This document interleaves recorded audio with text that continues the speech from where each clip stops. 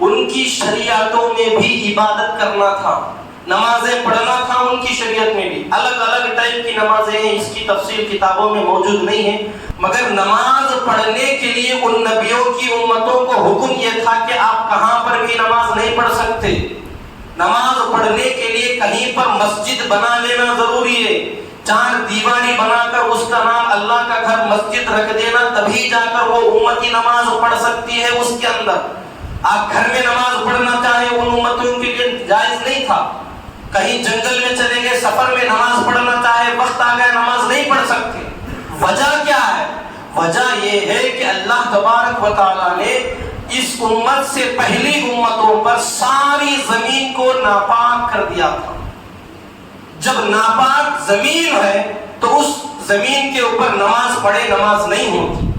اب وہ ناپاک زمین کو پاک کرنے کا طریقہ کیا تھا؟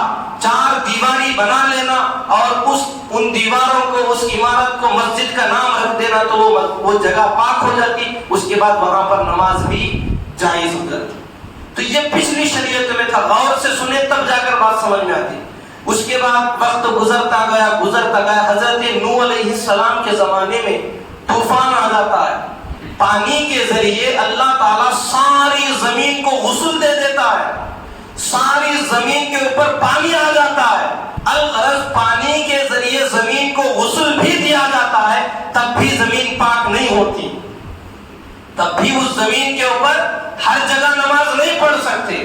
اب اس کے بعد جب حضور علیہ السلام اس ظاہری دنیا میں تشریف لائے تو آپ خود ارشاد فرماتے ہیں، لوگوں جعلت لی الارض طہورا ومسجدا، یہ دیگر نبیوں کی امتیں تھیں جن کے لیے ساری روئے زمین کو اللہ نے ناپاک کر دیا تھا، مگر اللہ تبارک و